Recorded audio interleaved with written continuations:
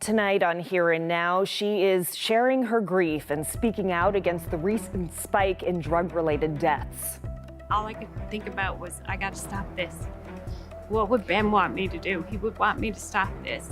This mother wants addiction to be treated like an epidemic. Less than a week after his death, she's telling her son's story. The union representing public health psychologists say a new mental health hospital is great if you have the bodies to work there. Some of our members' mental health, they struggle with their own mental health, caring for others. I'm Mariana Kelland, and I'll bring you that story coming up on Here and Now. I think it is the future of town Lewisporte. You know, we want to keep our people here.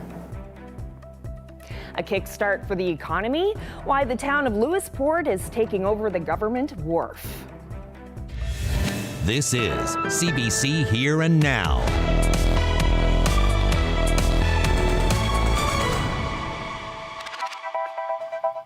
Good evening and welcome to Here and Now. The RNC is investigating a fatal accident that happened in the Shea Heights neighborhood of St. John's yesterday afternoon.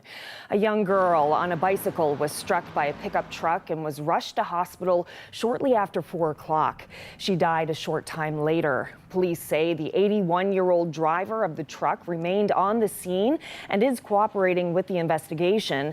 Druken Crescent was closed to traffic for a period of time yesterday. Any witnesses or those in the area around the time of the accident are asked to contact the RNC. Well, the RCMP will no longer have full-time officers on Fogo. The police made the announcement in a meeting with Fogo Town Council last week. Officers will now have to travel to the island to patrol when staffing allows, and when an emergency occurs, they will helicopter to the island. In a statement, the town says neither council nor town staff were consulted prior to this plan being approved by the RCMP and government. The town plans to hold a protest next week in an effort to reverse the decision. And the mother of a young man who died of a suspected overdose Saturday is speaking out about the dangers of drug addiction. Tina Olivero says police found her 20-year-old son, Ben, unresponsive near New Gower Street in downtown St. John's.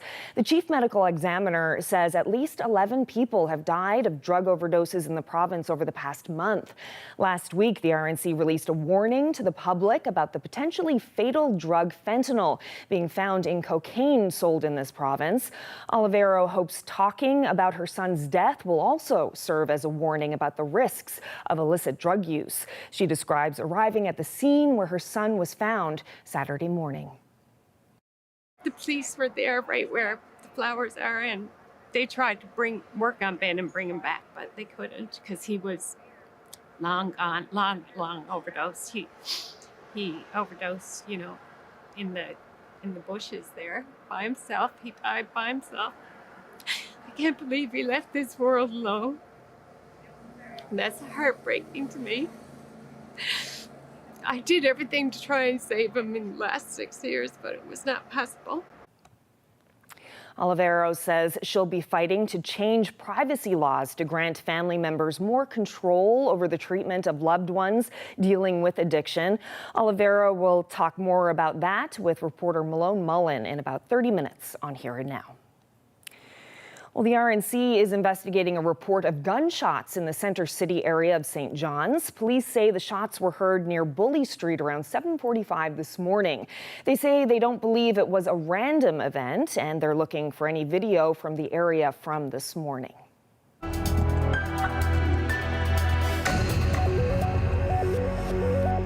It's been a year since psychologists warned of a mass exodus from the public health care system. At the time, the eastern region was facing a vacancy rate of about 45%. Earlier this year, the province offered money to any psychologist willing to practice. As Ariana Kelland reports, numbers obtained by CBC News show that's done little to fill those vacancies. Across the province right now, there are 36 vacant clinical psychology positions. This time last year, there was 39. So over the last year, the province has hired 3 new clinical psychologists, 2 for Eastern and 1 in Western Newfoundland. But that still leaves massive gaps across the system. Gordon Piercy is president of the union representing them. I don't think we've been real successful in bringing in a whole lot of new talent, and I don't think any of the people who left originally came back. In January, the province announced it would entice medical professionals, including psychologists, using cash. They offered $50,000 for Newfoundland and Labrador born and trained psychologists with an exchange for 3 years of service, $25,000 for non-locals. But with the addition of just 3 hires in a year, Piercy says it proves that money isn't everything. Workloads are increasing, and the type of cases, Ariana, are also getting more and more intense and more complex. We're hearing a lot of that from our membership as well. So there's a lot of pieces that need to be addressed. Some of them are not cost-driven. Piercy says psychologists want to feel valued by their employer and use their full scope of practice. All of this, he says, isn't just affecting the mental health system, but the mental health of those psychologists. We know situations where some of our members' mental health, they struggle with their own mental health, caring for others. That's not right. We won't sit on our hands. We will work on these issues. Tom Osborne acknowledges nearly 40 vacancies isn't a good thing, but says psychologists are no longer leaving at the rates they once were. We need to focus on retention of those we have, in addition to increasing the numbers. We're in a globally competitive environment in terms of recruitment.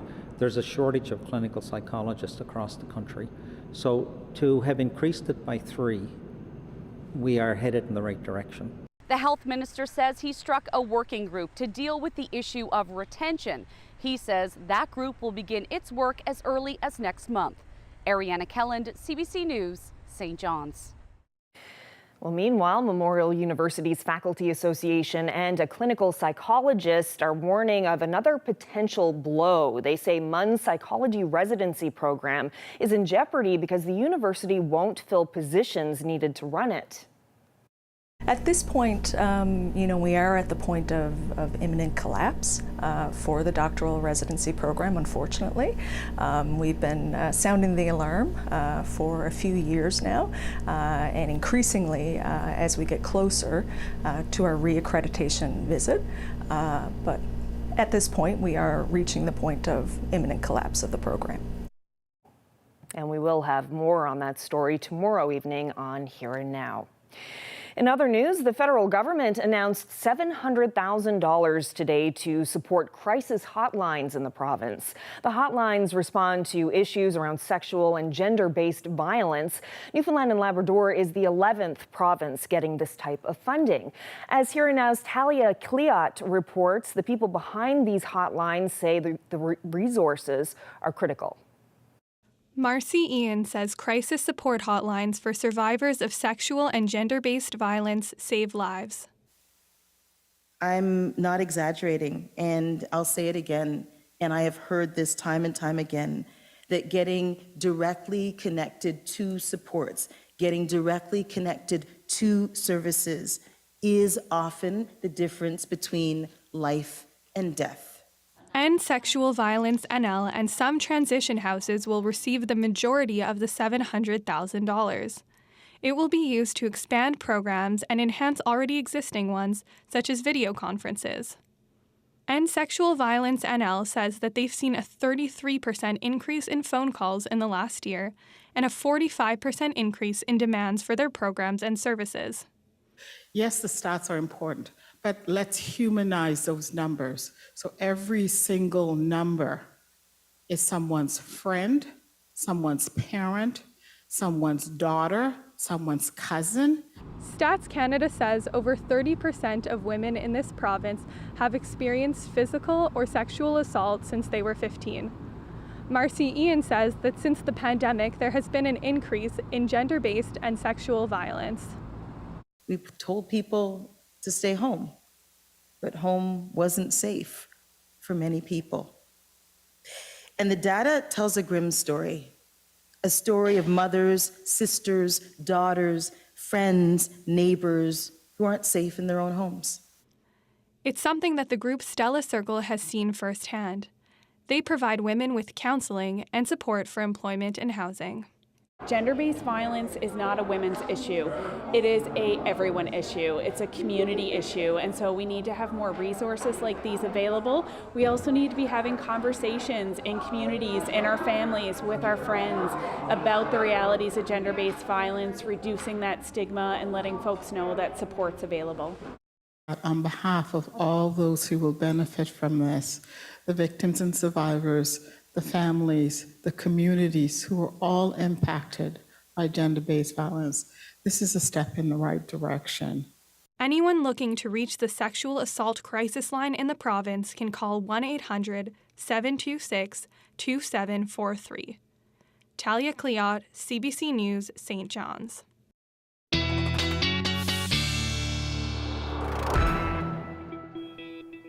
Well, it was a cool start to the day for some parts of the province, into the single digits. Badger, Deer Lake, up across Labrador as well, between 6 and 9 degrees as your morning temperatures. Now, in Deer Lake and Badger, that is a little bit below seasonal. In fact, we should be sitting somewhere between 12 and 13 degrees for your overnight temperatures, but temperatures recovered beautifully today. A beautiful summer day out there this afternoon. Temperatures well into the 20s, and up across Labrador, still staying though into those single digits for those of you in northern Labrador. Now, not a whole lot of humidity out there as well, so nice comfortable temperatures. And as we head through the next couple of days, in fact, we are going to hang on to some of this heat through parts of central. It's actually going to build as we get towards the weekend.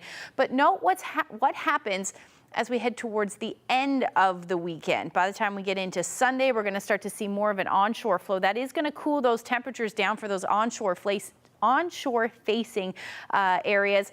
And then up across Labrador, you'll see your temperatures. Now, speaking of warm temperatures, July was very warm. I'll tell you just how warm when I come back. Thanks, Ashley.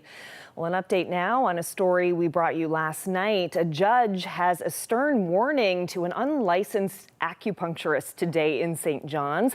As Here and Now's Ryan Cook reports, if Zhao Hong Lu continues down this path, she could end up in jail. Zhao Hong Lu was absent in court today, just like the 3 prior hearings she skipped. That didn't impress Justice Glenn Knoll much. He made a stern order this morning. If she's not there next month, she'll be arrested and forced to appear in court. That was fine by Ryan Belbin, the lawyer for the regulator that's been dogging Lu since her license was suspended 3 years ago. It started with a complaint about the cleanliness of her office in 2019, and when she refused to take part in the disciplinary process, the regulator took away her license. CBC News went undercover last Friday to see if Lu was still doing acupuncture. As it turns out, okay, do you want to try acupuncture? She was.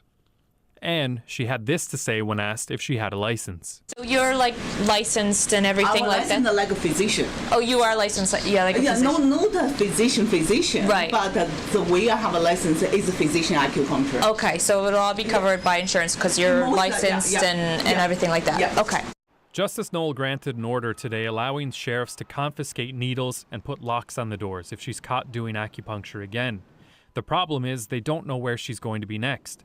There's a sign on the door of her office inside that says the Chinese Therapy Center has moved to a new location, but it doesn't say where. If they catch her again, Belbin says the regulator will have no choice but to ask for jail time.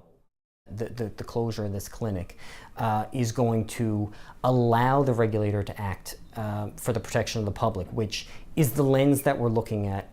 Knoll says Lu has made a sham of the court process and the regulatory process. He says they need to send a stern message that people must abide by court conditions, otherwise the public could lose confidence in the justice system.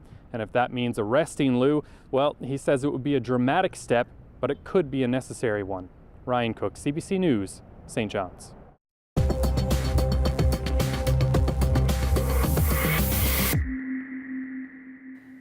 The mayor of Paradise says he's shaking his head, confused as to why the province is constructing a new high school in Portugal Cove, St. Philip's.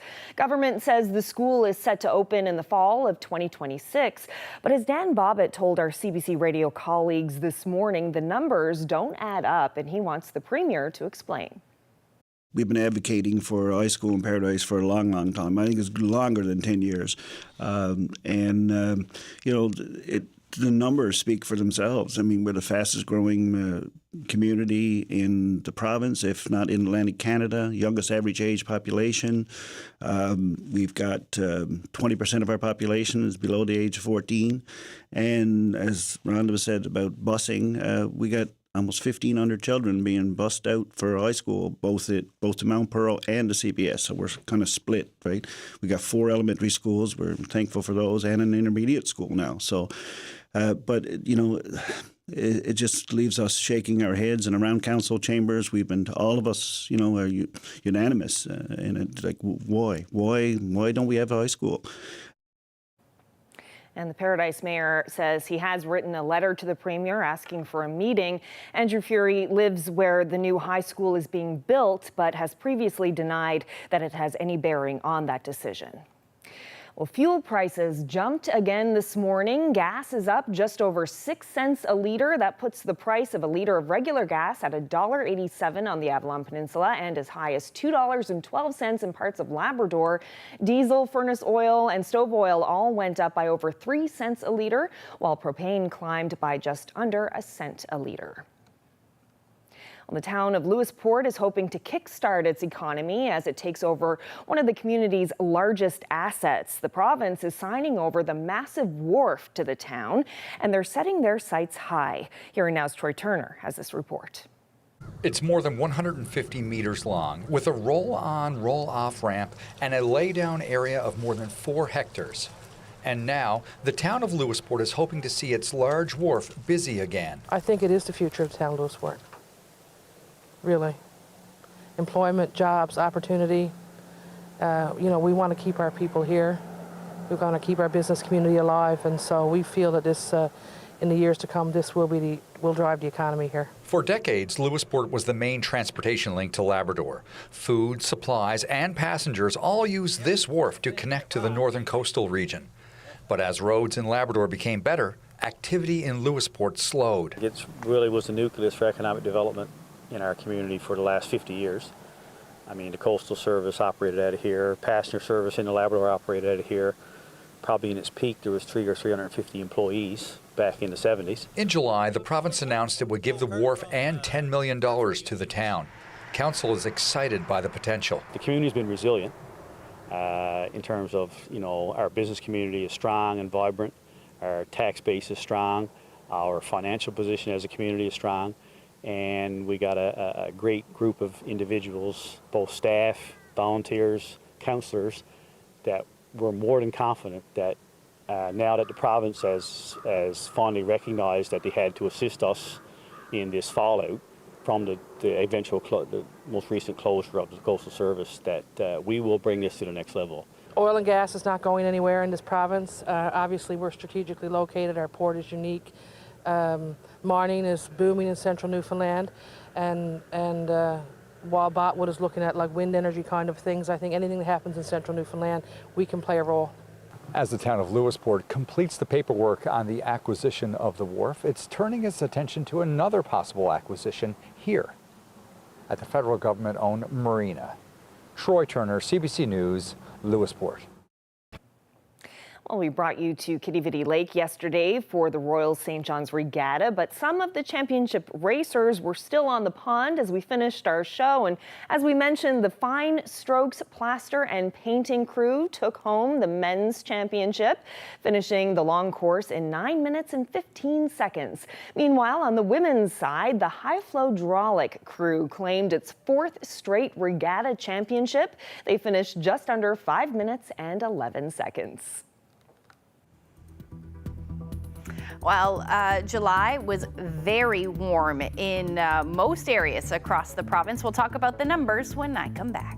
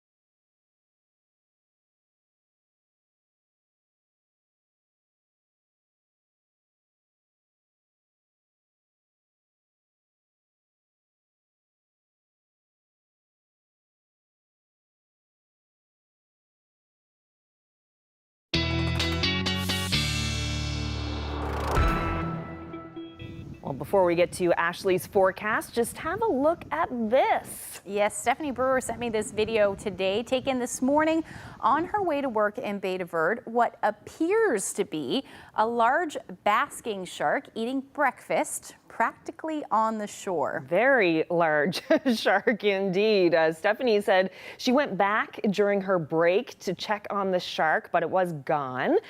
Just a great video, my goodness. Very close to shore. Thanks so much, Stephanie, for sending that in. Yeah, I wouldn't get any closer than that. That's about as close as I'd get. And speaking of basking, lots of people basking in the heat of last month. For sure, you were saying earlier that July was pretty hot. If you thought it was hot, you were right. You were absolutely right. I know we talked kind of about how it was extremely humid through parts of central Gander. In fact, recorded the highest amount of humidity, the amount of days with humidity, but 19 stations recorded their warmest July on record, with the exception of essentially Argentia, Port aux Basques, Burgeo, Blanc-Sablon, and Hopedale. You didn't record your all-time record, but because that's in August. But overall, all of these areas saw your warmest July on record, just falling short in St. John's and Gander, but it was still very warm. So here's a map that I showed you a little bit earlier, but this is a map just to show you. So pretty much everywhere, the anomalies were somewhere between 2 and 3 degrees warmer than what it should be on average. And then the areas in light orange were between 3 and 4, and the warmest anomalies were 4 and 5 degrees. And that would be up across Labrador. So certainly seeing lots of temperatures. Now, Happy Valley Goose Bay in that. Here's another map that Environment Canada shared, which I thought was a really good depiction of what was happening. So the temperatures are in the orange there. The average is that green line. And then the temperature in 2023 was just between 20 and 21 degrees there for Goose Bay. And that is well above, in fact, 4 degrees above the average. So certainly lots of warm air out there. Now, we've definitely changed course in August so far, but we typically see some warmer temperatures in August. But right now, we are sitting into the 20s. So this is back, it's still above seasonal or seasonable for what we should be seeing this time of year. But between 24, 25 degrees for most of eastern Newfoundland. West Coast, you're looking at your temperatures today between 19 and 22, and then Labrador back towards where you should be sitting this time of year. So about 21 degrees in Happy Valley Goose Bay, but still, to me, the perfect summer weather, comfortable temperatures out there, and an absolutely gorgeous evening out there as well. I love this time of the year, and when the sun starts to set a little earlier, but we're sitting at 22 degrees, 24 with that humidex, so really comfortable. The winds generally out of the south-southeast around 22 kilometers per hour. And really comfortable all across the province. Still 21 degrees in Corner Brook at this hour. Up across Labrador, different story though, especially towards the north into the single digits, somewhere between 8 and 9 degrees is your current temperatures. Areas in the southeast as well are seeing some thunderstorms roll through. And as far as the island is concerned, beautiful day, except some pop-up showers earlier this afternoon along the TCH there and Burgeo Highway as well. Those are starting to taper off as we speak and will continue to do so as we head through the night tonight. A fairly quiet night across the island. The risk of thunderstorms across Labrador will eventually ease as well, or eventually taper off, I should say, as we get into the midnight hour. But some more showers rolling through Lab West as we get into the early morning, and we'll likely see some fog patches developing across the Avalon, as has been the case over the last couple of weeks. Last couple of days. And then the northern peninsula, you are looking at some cloud cover moving in as we get in towards the early morning hours. Overnight temperatures tonight, pretty similar to what we have been seeing, 11 to 13 degrees. Those overnight lows, though, dipping a little bit into the single digits. And then Labrador between 10 and 13 degrees overnight, but staying chilly in Nain overnight. So the shower activity will become periods of rain for Lab West, head towards central Labrador as we get into the afternoon and evening hours, and eventually the coast. But an absolutely gorgeous day on tap across the island. We're talking about temperatures again into the 25, 26, even 27 degrees expected. Those wind chill, we're not going to talk about that for a while, humidex values rather, into the mid to upper 20s for the most part. But winds generally light out of the southeast, maybe 15, 20 kilometers per hour for the most part. But yeah, it's going to be a pretty nice day. You will see clouds on the increase though for the west coast as we get into the evening hours. Here's your temperatures across Labrador, 16 degrees, so a little on the cool side for those of you in Lab City. But as you head towards the southeast, that warmth certainly there, and it is going to continue to build as we head into the weekend. We'll talk about the long-range forecast when I come back.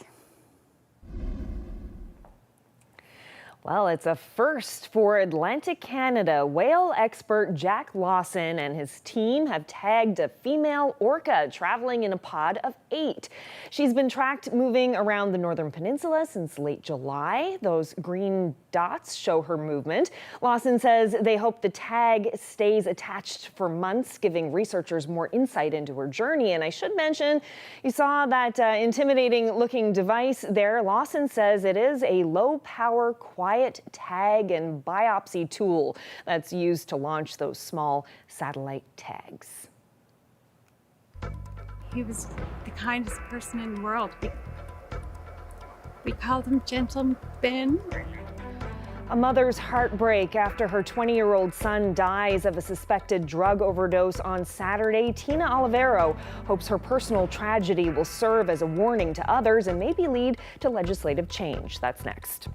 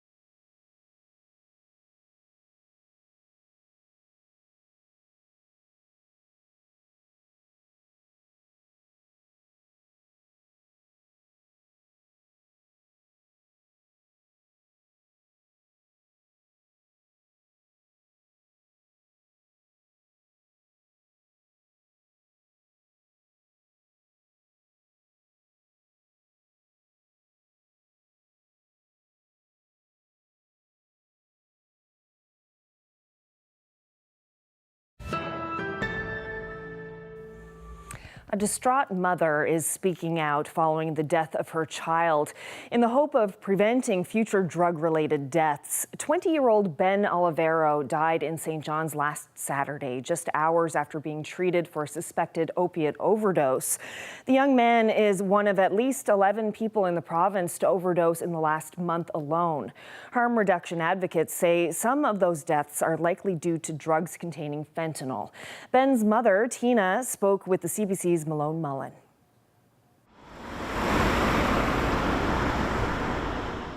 Ben was 6'6" with beautiful red hair, and he has a twin sister with same red hair. He was an honors with distinction student.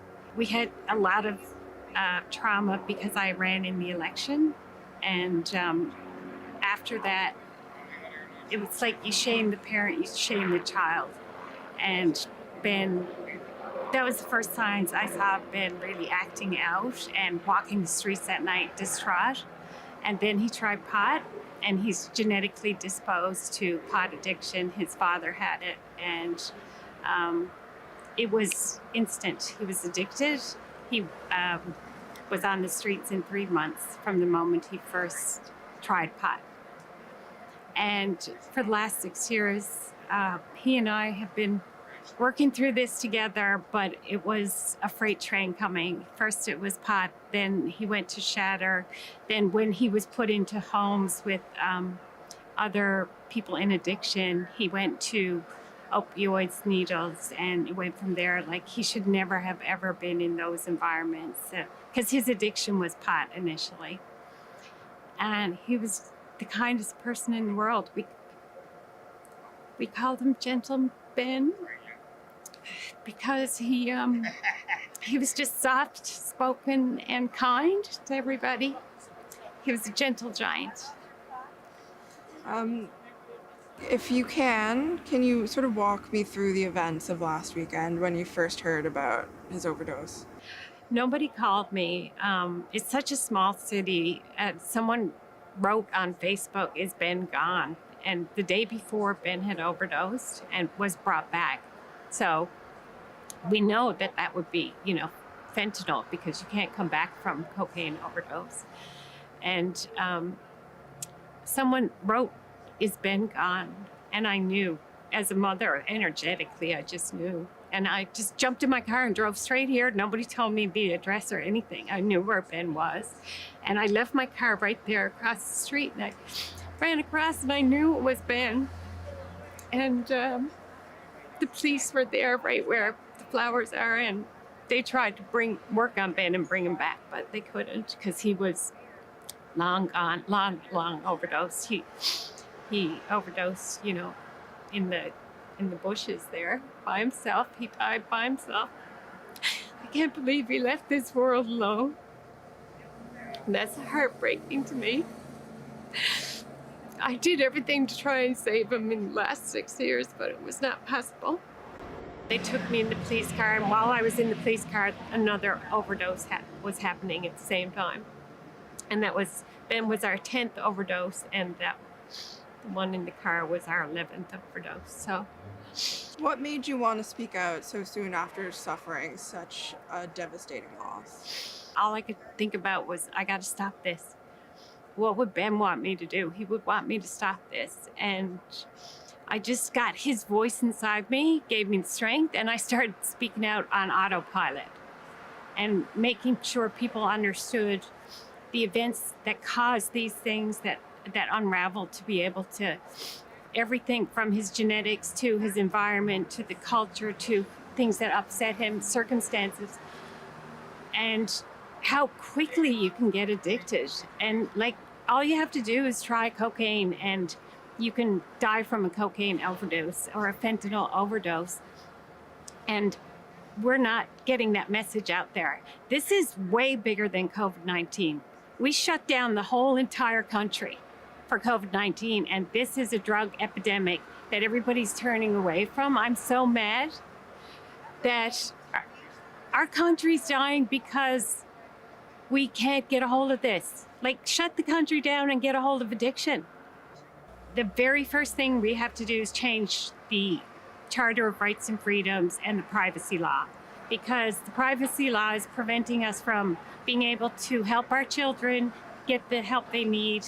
And anyone in addiction or with mental health issues, part of the actual illness is to not acknowledge what's not going on. It's to be in denial of that, and in order to continue to use.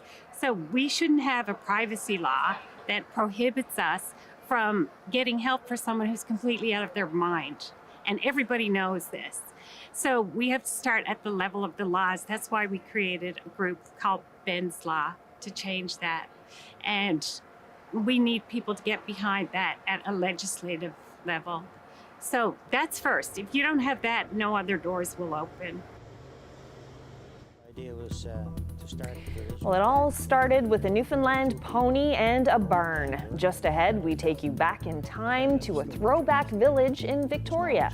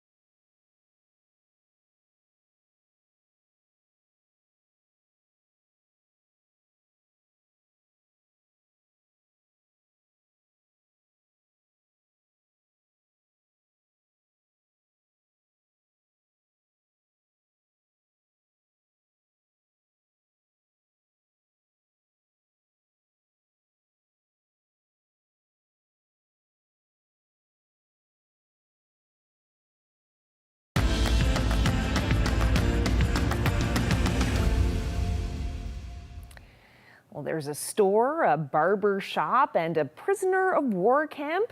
The Victoria Heritage Village invites people to step back in time and experience Victoria as it used to be.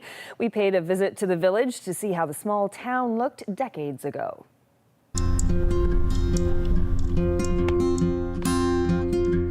I'm the chair of Victoria Heritage and Tourism Society, and this is our Heritage Village.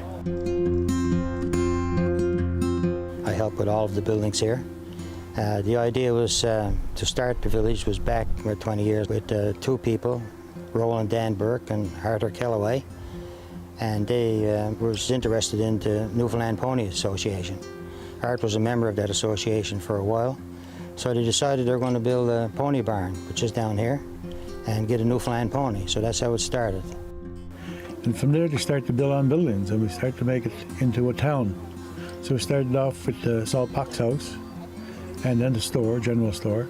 It was called a general store first, but now it's called Viola's General Store because a woman, Viola Pottle, was a great donor for the park, and after all our donations, we decided to call the general store after her. The site that it's built on, it's a former prisoner of war camp. In 1940, a prisoner of war camp was built here by the government of Newfoundland and Labrador.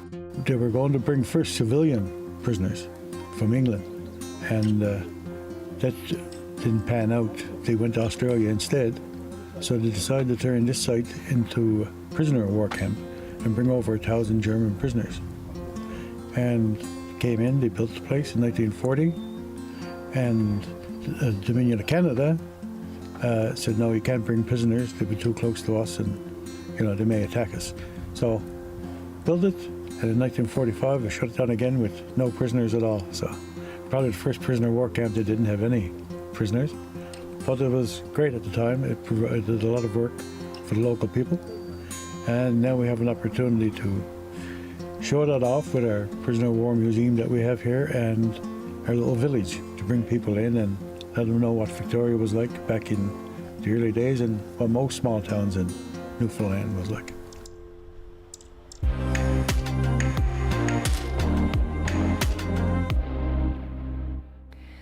Researchers in Atlantic Canada believe 3D printers could accelerate shipbuilding. They're using an advanced machine to turn powdered metals into parts for the marine industry. Now, the hope is that this could one day allow ships to create spare parts at sea. The CBC's Alexander Silberman caught up with the researchers for a closer look. This $1 million machine is an advanced 3D printer, but it's no ordinary printer. This technology could soon be at sea. Imagine we have one of these machines optimized to work on board of a ship. A group of researchers here at the University of New Brunswick are disrupting the global shipbuilding industry. In this special facility, this unique 3D printer is being used to turn powder metals like these into parts like this impeller. The machine starts with a digital blueprint. Working on a metal base, it gradually applies incredibly thin layers of metal powders to create the shape. Over at this part of the machine, the different layers are attached together using lasers. There's a lot of advantages. It takes limited supplies, can easily make small quantities, and cut down on wait times. And for the Navy, it can help in remote locations. When the ship is protecting our north, protecting our shores, and there is a part that is missing, damaged, or failed, the ship does not need to come back to shores. We will be able to design lighter components using this technology, and this way it is possible to have very low fuel consumption rates, meaning that it is possible to significantly decrease the level of greenhouse gas emissions. It's pretty phenomenal. It's a very unique experience. Even though there's not very many out there, there's even fewer in Canada.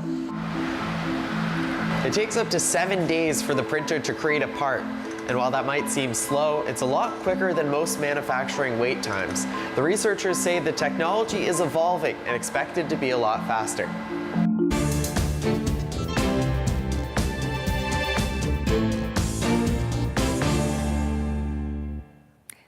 Swifties across the country are celebrating. Pop superstar Taylor Swift is bringing her Eras tour to Canada after all.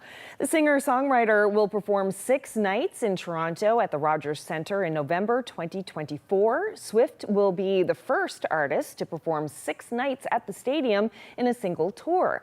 Tickets go on sale August 9th with verified fan registration open now through Sunday, and that's a Ticketmaster platform meant to battle online scalper bots.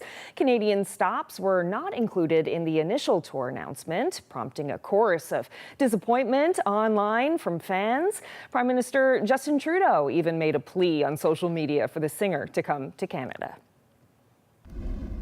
This is a man's life in the round, his private world, his public world. It's not just about beautiful things, the beautiful things Freddie liked to surround himself with. Well, hundreds of items belonging to Freddie Mercury, including song drafts and his beloved piano, are going up for auction. More than 1,400 of Mercury's personal possessions are currently on display at Sotheby's auction house in London. The Queen frontman gave the vast collection to a close friend, and the items had been left undisturbed in his mansion since he died in 1991. The handwritten draft of Bohemian Rhapsody is expected to fetch up to $2 million. Mercury's Yamaha Baby Grand Piano is expected to sell for as much as $5 million. The auction is set for August 9th. Well, Coming up, we'll take you back inside the vault at the rooms in St. John's to show you a handy kitchen gadget from 100 years ago. Almost like a jello.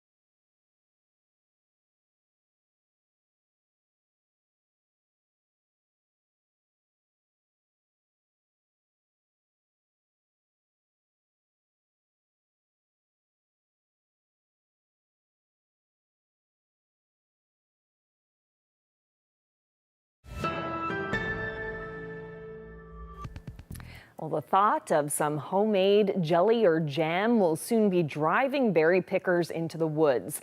The recipe for the sweet spreadable hasn't changed much in the past 100 years, but the equipment to make it sure has. Have you ever heard of a jelly table?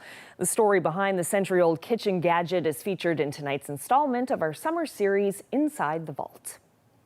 And then what you would do is after you pick up those blueberries and the kids bring them home, you boil the blueberries with your sugar, and then you could put it in a jelly strainer. So this is a handmade jelly strainer, and it would actually take it almost an entire day to get the juice out of the berries using gravity. But also this one conveniently had this, so no flies or insects would get in here. Hi, my name is Maureen Peters, and I'm the Curator of History at the Rooms, and today I'm going to take you inside the vault. Come on in.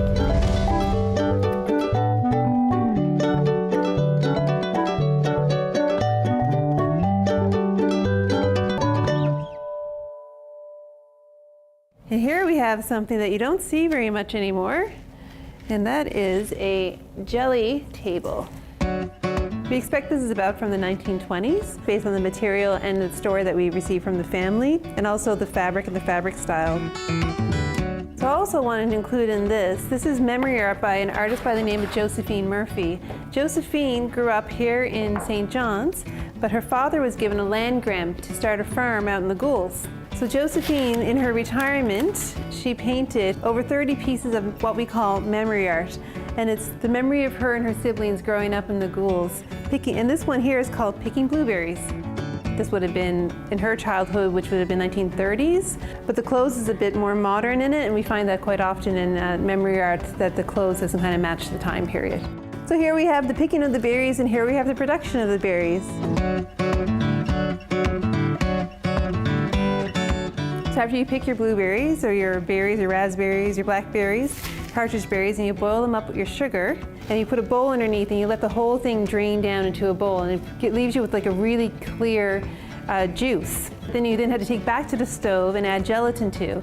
It would be like almost like a Jell-O or something, but you also spread it on toast. You can use it for different types of desserts, or do any number of things with a jelly, which is different from the jam, because it doesn't have the seeds. And this is a bit more labor intensive and a bit more fancy to have jelly over jam, but this is what you would do in order to make it.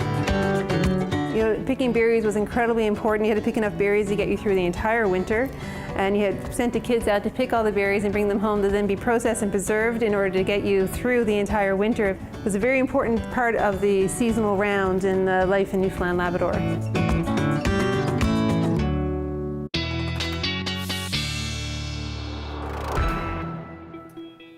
Was so interesting, Very I thought. interesting. I'd never heard of a jelly table. Now we know. Okay, so looking at the long-range forecast now, heading into the weekend. My goodness, tomorrow's Friday. Tomorrow is already Friday. Yeah. Looking like a beautiful start to the weekend. A beautiful Friday anyway for most of us. But let's take a look at what's going to happen as we head through the rest of the weekend, because it is going to be pretty unsettled up across Labrador, especially as we head into Saturday. We will see those clouds on the increase for the most part across the island. Now, it likely won't be fully cloudy all day until we head into the afternoon. Actually, we should see some clearing skies for most of us, and then another round of cloud cover will move in, especially for the west coast, and this is out ahead of this area of low pressure. Across Labrador, you're still looking at that chance of showers for a good chunk of the afternoon on Saturday. We factor in those temperatures. They are going to be, again, on the cool side for those of you in Lab West, about 17 degrees. Same thing for the north, but central and southeastern Labrador, you are looking at an absolutely beautiful day, 25, 26 degrees. Temperatures across the island, however, will be a tad cooler than that, but still comfortable for this time of year. That's for sure. 20 degrees in St. Anthony. You take a look at those temperatures through central and the west coast, between 23 and about 24 degrees. But like I said, you will see those clouds on the increase again in another round for the west coast, and that's ahead of this next system. So some showers even likely Saturday night for those of you in the southwest. Here's how that will progress. By the time we get into the early morning hours on Sunday, most of the west and south coast will be seeing those showers, and they will continue to head further east and north as the day goes on. We are looking at onshore flow, easterly winds, I should say, so that means temperatures will be cooler as well. That will be the start of a trend for a couple of days for especially those east-facing coasts. Here you go. 16 to 19 degrees through the day.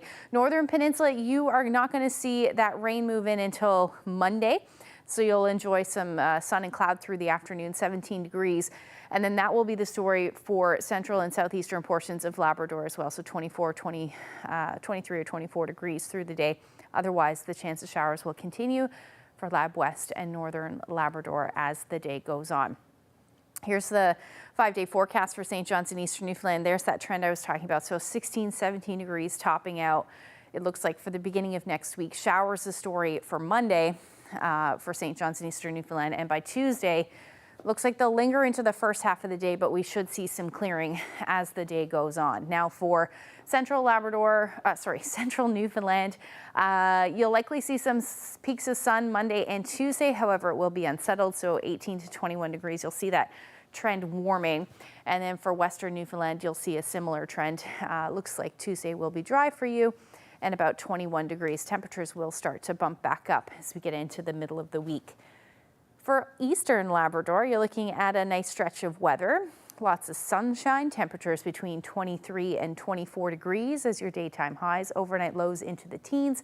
And then for western Labrador, after Sunday, Monday looks beautiful, 20 degrees, but the return of some showers for your Tuesday and 18. Oh, I knew that would be Carolyn's reaction. This is Reggie, and Reggie is enjoying the sunset at Pikes Pond there. Chelsea actually shared this photo with me on Facebook, and I just had to ask who that little cutie was. Of course, so cute. What a great picture. That's a frameable one, I'd say, of Reggie. It definitely is. It was a beautiful sunset, really, across the province last night. But if you have any weather photos to share with us, send them to Facebook or email them to nlphotos@cbc.ca. All right, we're going to have to brace ourselves here in the east for that change in the temperatures coming. We should all just go to eastern Labrador.